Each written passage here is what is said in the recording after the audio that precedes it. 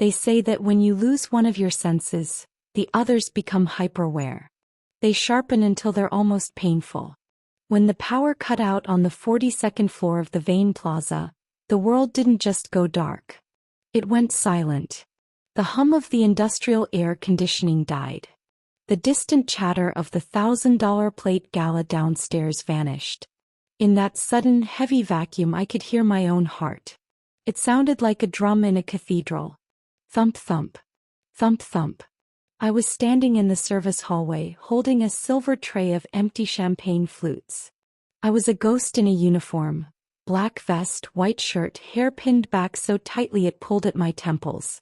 Just another body hired to serve the elite. But then I felt him. I didn't hear him approach. I just felt the air change. The temperature rose. The scent hit me first. Not the cheap cologne the other waiters wore, but something deep like old books, expensive bourbon, and the smell of the city right before a thunderstorm. Sandalwood. I took a step back, my heels clicking against the marble, but my back hit a wall. A chest, broad, solid, and radiating heat, pressed into my space. I couldn't see a single feature. Not the color of his eyes or the shape of his mouth. In that darkness he was just a presence. A dangerous magnetic force. "You shouldn't be up here," he whispered. His voice wasn't a threat. It was a vibration that started in my chest and settled in my bones. It was a voice that commanded empires, yet it sounded starved. I should have spoken. I should have told him I was just looking for the service elevator. But my throat was locked. My breath was coming in short, shallow gasps. I felt his hand, large, warm, slightly calloused, slide up my arm. He didn't grab me.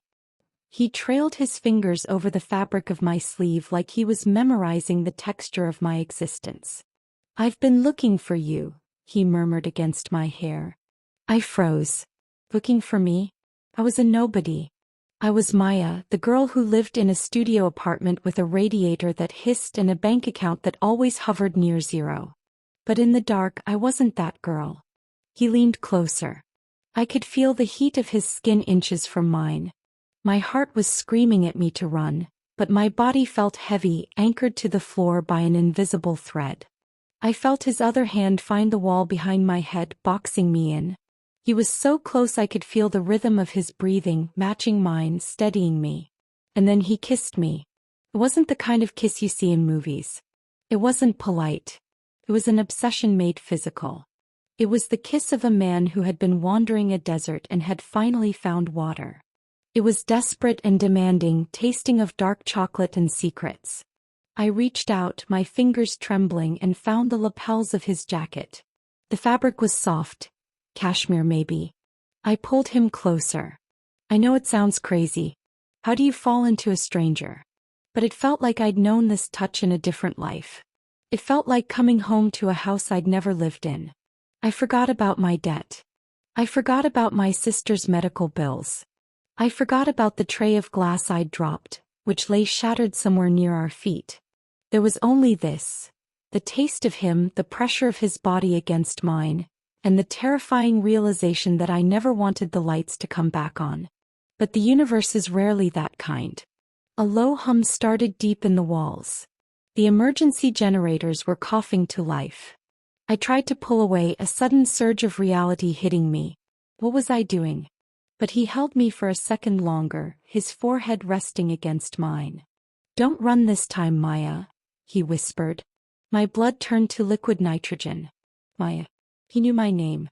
I hadn't told him. I hadn't spoken a single word. The lights flickered. Once. Twice. Then a harsh, sterile glow flooded the hallway.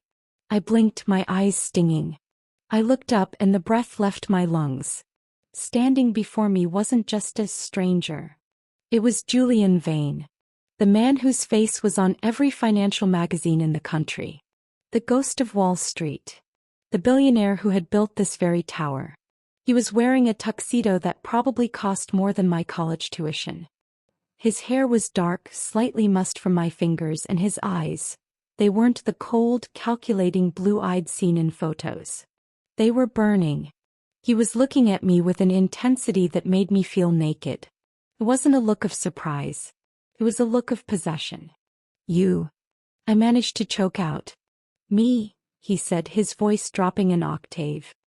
He reached out to touch my cheek, his thumb grazing my lower lip where his kiss still lingered. I've waited 2 years to do that. 2 years. I'd never met him. I was a waitress. He was a king. Terror finally overcame the trance. I didn't think. I just moved. I shoved past him, my heart hammering against my ribs. I heard him call my name, not a shout but a command, as I scrambled toward the heavy fire door of the stairwell. I ran down the stairs, flight after flight, the sound of my own footsteps echoing like gunshots. I didn't stop until I reached the rainy street outside, my lungs burning, my mind a chaotic blur. How did he know me? Why had he been buying my paintings anonymously for a year? And why, as I stood in the rain, did I feel like I'd just left the only place I truly belonged? I didn't sleep that night. I sat on the edge of my bed, staring at that silver tray sitting on my warped wooden coffee table. The crown he mentioned in the note? It wasn't jewelry. It was the small, twisted wire headband I'd used to keep my hair back during the shift. To anyone else it was trash. To him it was a trophy. How do you go to work the next day when a man who owns the city has tasted your soul in the dark? I tried to tell myself I was overreacting. Rich men have whims, don't they? They like to play games with the help. But Julian Vane didn't have a reputation for games. He had a reputation for destruction. They called him the architect because he didn't just buy companies. He took them apart and rebuilt them in his image. And now, apparently, he was looking at me. The next morning I went to my second job, the one that actually mattered to me. I worked as a restorer in a small, dusty art gallery downtown. It was the only place I felt like myself. I spent my hours cleaning the grime off 19th century landscapes, wishing I could scrub the memory of that hallway off my skin. Maya, someone's here for you, my boss, Mr. Henderson, called out. He looked pale, his hands shaking as he pointed toward the front of the shop. Standing among the stacks of old canvases was a man in a charcoal suit. Not Julian, but a man who looked like he'd been manufactured in the same factory of cold efficiency. Mr. Vane would like to discuss the mural, the man said. No, hello. No, how are you? I don't do murals, I replied, my voice steadier than I felt. I'm a restorer. And a waitress. I'm not whatever he thinks I am. The man didn't blink. He reached into a leather briefcase and pulled out a stack of high-resolution photographs. He spread them out on the counter. My breath hitched. They were my paintings. Not the ones I did for school, but the private ones. The ones I did in the middle of the night when the grief for my parents felt like it was going to drown me. Abstract, violent slashes of red and gold. Somber, lonely figures standing on the edge of a great blue nothingness. Mr. Vane has been the sole purchaser of your private collection for the last 18 months, the man said. I felt a wave of nausea. Every time I'd been able to pay the rent at the last second, every time I'd sent an extra $500 to my sister Clara's nursing facility, it wasn't because of luck.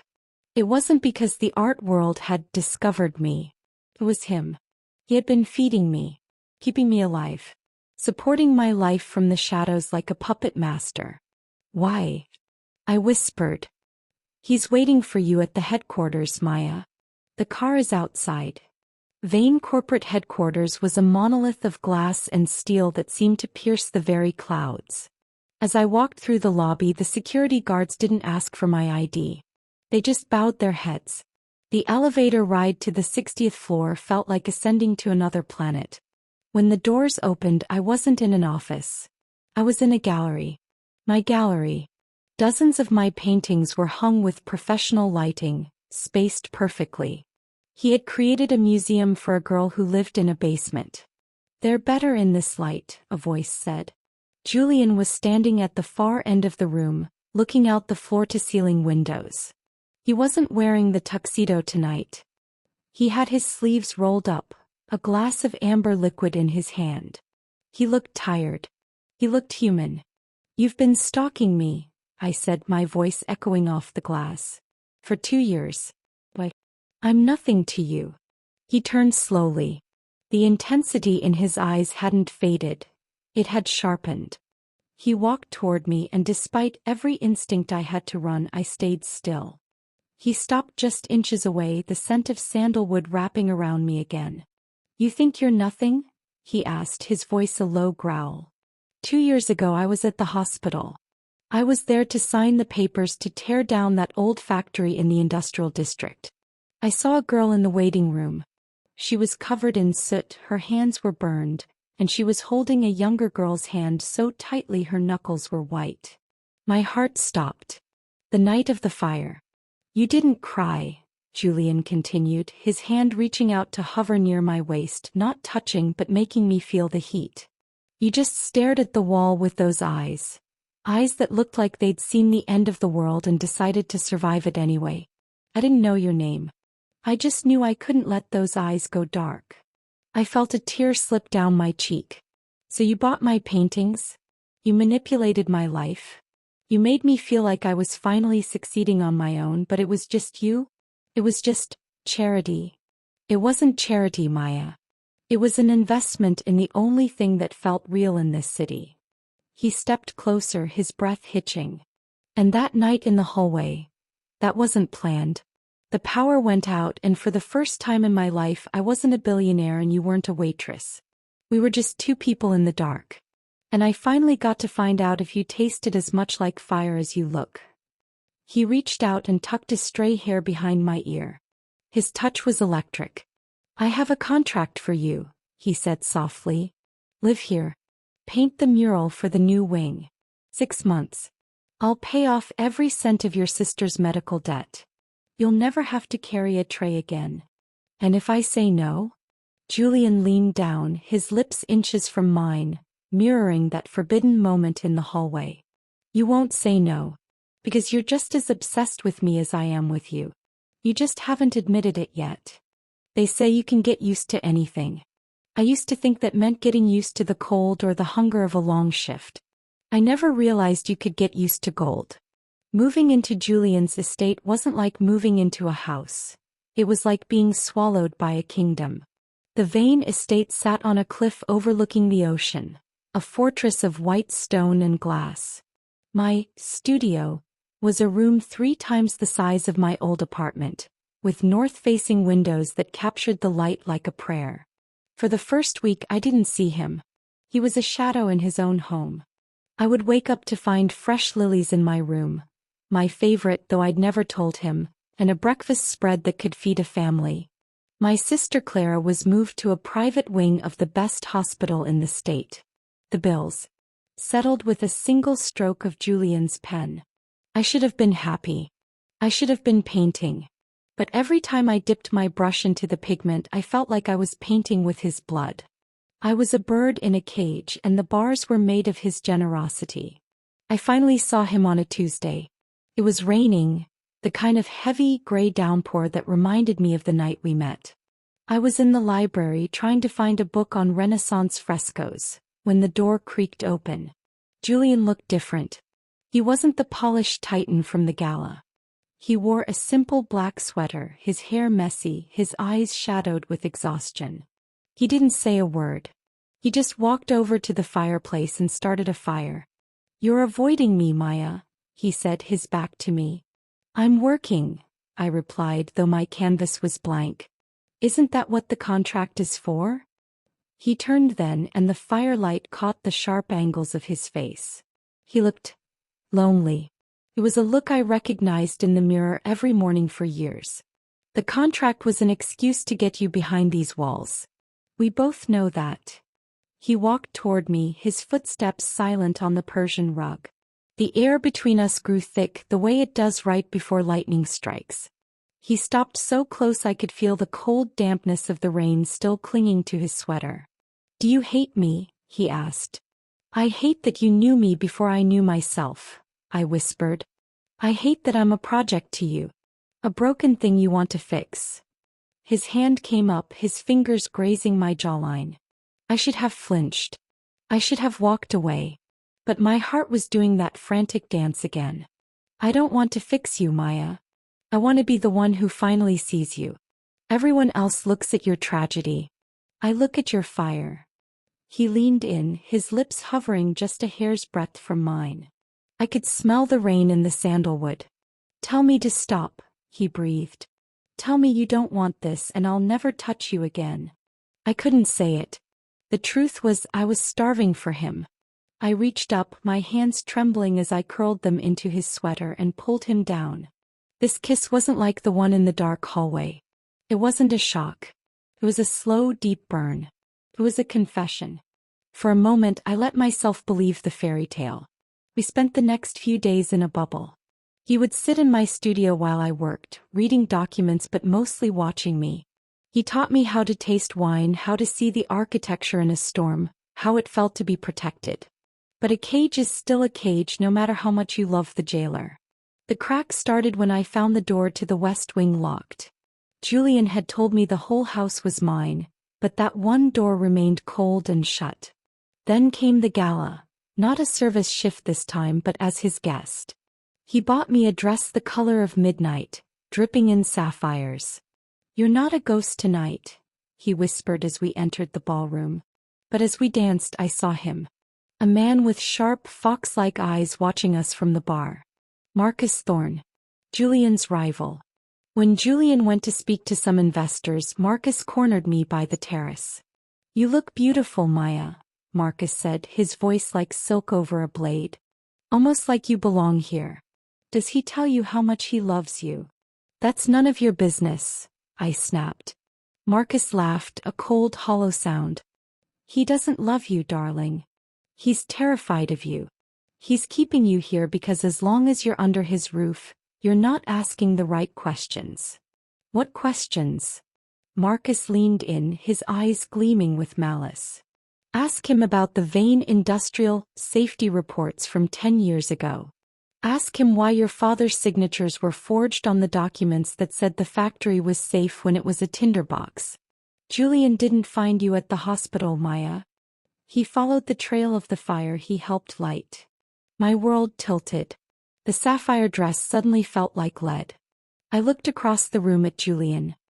He was smiling, looking at me with such warmth, such obsession. Was it love? Or was it the ultimate cover-up? I ran. I didn't go to Julian. I went back to the estate, to his private office. I needed to know. The lock on his desk was simple for someone who grew up in the parts of the city I did. I found the folder Marcus mentioned. But beneath the safety reports I found something worse. A series of letters handwritten by my father addressed to Julian Vane. Please, the last one read, don't let my daughters pay for my mistakes. Take care of them. The date on the letter was 3 days before the fire. The silence in the office was louder than the storm outside. I stood there, clutching my father's letter, the paper crinkling under the pressure of my shaking hands. The man I had started to love, the man who had held me in the dark and promised me the world, was standing in the doorway holding a piece of my father's ghost.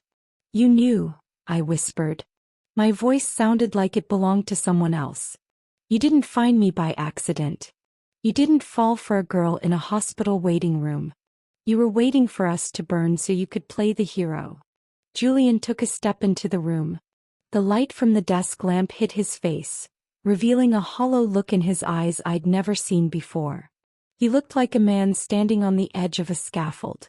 It's not what you think, Maya, he said, his voice a low, desperate plea. I didn't want the fire. I spent months trying to stop my father from cutting those corners. I was young, I was just a shadow in the company back then, but I tried. Those letters. Your father knew the risks. He was trying to get you out before the worst happened. And you let it happen anyway. I screamed. I threw the folder at him. Papers scattered like white birds across the dark floor. You watched my life turn to ash and then you waited 2 years to buy me? Was I just another asset? A way to quiet your conscience? He didn't move. He let the papers hit him. I stayed away because I couldn't look at you without seeing my own failures. But I couldn't stop looking. I followed your art. I followed your life. Every time you struggled, I felt it. I didn't want to own you, Maya. I wanted to give you back the life that my family name took away from you. By lying to me? I stepped toward him, my chest heaving. By kissing me in that hallway while knowing my father's blood was on your hands? That wasn't love, Julian. That was a sick kind of penance. He reached out, his hand trembling as if he wanted to touch my face, but he stopped himself. The distance between us was only a few feet, but it felt like a canyon. The kiss in the dark. That was the only real thing I've ever had, he whispered. In the dark, I wasn't a vain. I was just a man who loved a girl he didn't deserve. I couldn't stay. Not in this house. Not in this skin. I stripped off the sapphire necklace, the stones feeling like cold, dead eyes against my throat. I let it drop onto the heap of papers on the floor. I'm leaving, Julian. And I'm taking Clara. I don't want your money. I don't want your protection. I'd rather starve in the truth than feast on your lies. I expected him to stop me. I expected the obsessed millionaire to lock the doors, to use his power to keep me there. But he just stood aside. He looked broken, diminished. The car is waiting, he said softly. I've already transferred the funds for Clara's care into an untraceable trust. You don't have to see me. You don't have to talk to me. But please, don't let her suffer because of who I am. I walked out of that estate with nothing but the clothes on my back and my father's letters tucked into my pocket. The next few weeks were a descent into a different kind of hell. I moved back into a cramped apartment, but this time the city felt different. Every billboard with the Vane logo felt like a slap. Every news report about his charitable donations felt like a joke. I went back to the catering company. Back to carrying trays. Back to the sore feet and the condescending looks from people who had no idea I had once slept on silk sheets. But the silence was the worst part. I kept expecting him to appear. I kept looking for the black town car. It never came. He had vanished. The news started reporting on his absence. Julian Vane steps down, the headlines screamed. Vane Empire in turmoil. I tried to be happy about it. I tried to feel vindicated.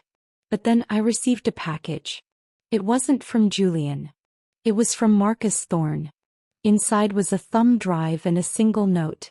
Julian was a fool to think he could protect you from me. Come to the old factory at midnight if you want to see how the story really ends. I watched the files on the drive. It wasn't Julian's father who forged the signatures. It was Marcus.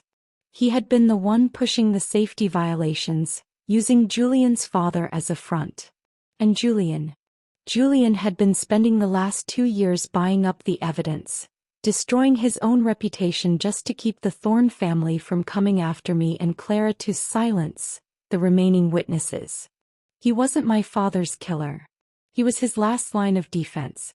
My heart shattered all over again, but this time it wasn't from anger. It was from the realization of what I'd thrown away. Julian hadn't been obsessed with owning me. He had been obsessed with saving me, even if it meant I hated him for it. The clock on the wall ticked toward midnight. I grabbed my coat. The air felt like rain. Sandalwood and rain. The smell. That was the first thing that hit me. It wasn't just wood smoke. It was the smell of old grease, wet concrete, and the metallic tang of fear. It was the smell of my childhood ending. The old factory stood like a skeleton against the bruised purple of the night sky. Orange light flickered in the jagged window frames of the 3rd floor. History was repeating itself, and I was standing on the sidewalk, paralyzed. Julian. I screamed, my voice cracking. No answer. Only the roar of the wind through the rafters and the distant sirens that felt too far away to matter. Marcus's car was nowhere to be seen, but Julian's silver sedan was wrapped around a concrete pillar near the entrance, the driver's side door hanging open like a broken wing. There was blood on the steering wheel. I didn't think about the contract. I didn't think about the letters or the lies. I only thought about the way his hand felt against mine in the dark. I ran into the building. The interior was a maze of rusted machinery and falling debris. The heat began to rise, a thick, suffocating blanket that pressed against my lungs. I climbed the stairs, the iron groaning under my weight. Julian. Please. I reached the third floor and the world turned orange. Through a haze of thick black smoke I saw them. Julian was on the floor, his face bruised, his expensive coat torn and soaked in oil. Marcus Thorne was standing over him, holding a heavy iron pipe. Marcus didn't look like a businessman anymore. He looked like a cornered animal. You just couldn't leave it alone, could you, Vane? Marcus hissed, his voice barely audible over the crackle of the flames. You had to buy up the debt. You had to hide the evidence. You thought you could bury me under your billions. Julian coughed, a wet, ragged sound. He tried to push himself up, but his leg was pinned under a fallen steel beam. It's over, Marcus. The files. They're already with the authorities. I sent them before I came here. Marcus laughed, a high manic sound. Then we all go down together. A Vane started this fire 10 years ago. It's only poetic that a Vane dies in this one. He raised the pipe, but he didn't see me. I didn't have a weapon. I didn't have strength. But I had the fury of a girl who had lost everything once before. I grabbed a heavy fire extinguisher from the wall and swung it with everything I had. It hit Marcus in the shoulder, sending him sprawling into the shadows. He cursed, clutching his arm, and disappeared into the smoke, realizing the game was truly up. He didn't want to die for a grudge, he wanted to win. Seeing me there, he knew he'd lost his leverage. He ran for the service exit. I didn't chase him. I dropped to my knees beside Julian. Why, he whispered, his eyes fluttering. He looked confused, like he was seeing a ghost. You have to go. The roof isn't going to hold. I'm not leaving you, I said, my hands fumbling with the steel beam. It was too heavy. It wouldn't budge. I found the drive, Julian. I know what you did. I know you were protecting me. I was failing you, he groaned, his face contorted in pain. I've been failing you since the day we met. Shut up, I snapped, tears streaming down my face, leaving tracks in the soot. You don't get to decide that. You don't get to be the martyr. I spent 2 years wondering why a stranger was obsessed with me, and now I know. It's because you're the only person who saw me when I was invisible. Now look at me, Julian. Look at me and help me move this. The ceiling groaned. A piece of burning timber fell just feet away from us, sending a shower of sparks into the air. Julian looked at me, and for a second the pain seemed to vanish. He saw the fire in me, the one he'd always talked about. With a roar of pure, agonizing effort, he pushed against the beam while I shoved a heavy wooden pallet underneath it to create a lever. The metal shrieked as it moved just enough. I pulled his leg free, the fabric of his trousers charred and bloody. I draped his arm over my shoulder. He was heavy, his weight nearly crushing me, but I didn't care. We staggered toward the fire escape, the heat singing my hair, the world vanishing into a blur of gray and gold. As we hit the cold night air and tumbled onto the rusted metal landing, the floor we had just been standing on collapsed with a sound like a mountain falling. We lay there on the fire escape, breathing in the rain. I looked at him, the billionaire, the stalker, the protector, the man I loved. He was covered in ash, his empire was likely crumbling as the police sirens grew louder, and he had nothing left. He reached out, his hand shaking, and touched my soot-stained cheek. The lights are back on, he whispered, looking at the flickering street lamps below. I don't need them anymore, I replied. I can see you perfectly. They say that money can't buy happiness, but people usually say that when they've never had to choose between a meal and medicine. 4 weeks after the fire, I held the fate of the Vane Empire in my soot-stained hands. I was the majority shareholder. I was the girl from the hallway now sitting in the office at the top of the world. The lawyers wanted me to liquidate. They wanted me to take the billions, sell the assets, and walk away. Marcus Thorne was behind bars, the evidence of his forgeries and the factory fire finally brought to light. The Vane name was dragged through the dirt, but Julian didn't care. He didn't fight for the company. He didn't even fight for his reputation. He spent 3 weeks in a hospital bed, staring out the window at the city he'd built, waiting for me to make my move. 89:30. I walked into his hospital room on the day he was being discharged. He was dressed in simple clothes. No cashmere, no silk. He looked like the man I'd first felt in the dark. Solid, real, and vulnerable. "You signed it all over," I said, placing the legal folder on his bedside table. "Why? You knew I had every reason to take it and run. To make you pay for every lie." Julian stood up, leaning heavily on a cane. He looked at me, and for the first time, there was no shadow of a plan in his eyes. "I didn't give it to you so you'd stay, Maya. I gave it to you so you'd be free. I wanted you to have the choice I took away from you the night I started watching you. If you want to burn it all down, burn it. I'll provide the matches." I looked at the papers. I thought about the gilded cage. I thought about my sister Clara, who was now walking again thanks to his doctors. "I did burn it down," I whispered. "I sold the majority of the shares to an employee-owned trust. I kept enough for Clara's future, and I donated the rest to a fund for the families of the factory workers." The Vane Plaza. I turned the 42nd floor into a public art gallery. "No more secret hallways, Julian." 93:00. He laughed then, a soft, genuine sound that I'd never heard before. "So, I'm a man of modest means now? You're a man who owes me a mural," I said, a small smile finally breaking through. "And I don't work for free." We left the city. We didn't go to a mansion or a penthouse. We went to a small house by the coast, far from the billboards and the boardrooms. For a year we lived a life of quietness. I painted, not because I had to and not because an anonymous billionaire was buying them, but because the colors felt right again.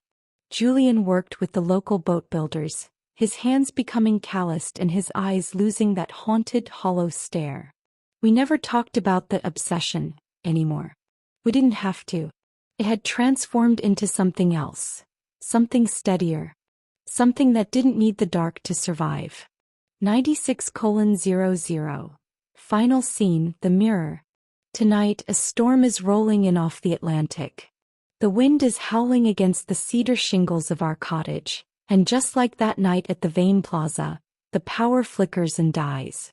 The house is plunged into that same velvety, thick blackness.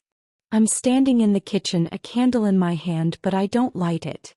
I stand there in the silence, listening to the rain. I feel the air change. I feel the heat before I hear the footsteps. Julian walks into the room. He doesn't need a light to find me. He never did. He stops behind me, his chest pressing into my back, his hands framing my head against the cool wood of the doorframe. It's the exact same position we were in all those months ago. My heart starts to drum, not with terror this time, but with a familiar rhythmic belonging. "I remember this," he whispers against my ear. His voice is still that low vibration that settles in my bones, but the hunger in it has been replaced by a deep, quiet gratitude. "The first time, I didn't even know your face," I say, turning in his arms. "I did," he murmurs. "I knew every line of your soul. I just didn't think I'd ever be allowed to see it in the light." 98:30. He leans in. The kiss is slow. It tastes like the salt on the wind and the home we've built together. It's not a kiss of secrets or a kiss of guilt. It's the answer to every question I ever had. In the dark, I used to feel like I was disappearing. I used to feel like a ghost in my own life. But as Julian pulls me closer, his heartbeat steady against mine, I realize the truth. He wasn't obsessed with the girl I was.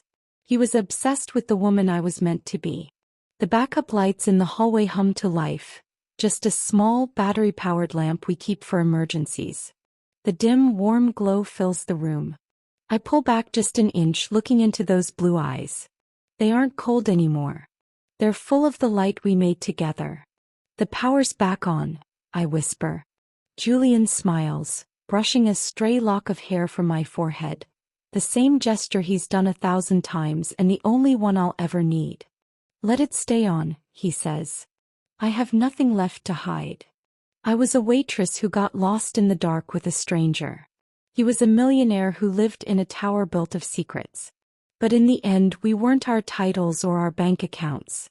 We were just two people who finally learned that the most beautiful things are the ones you can finally see when you're no longer afraid of the light.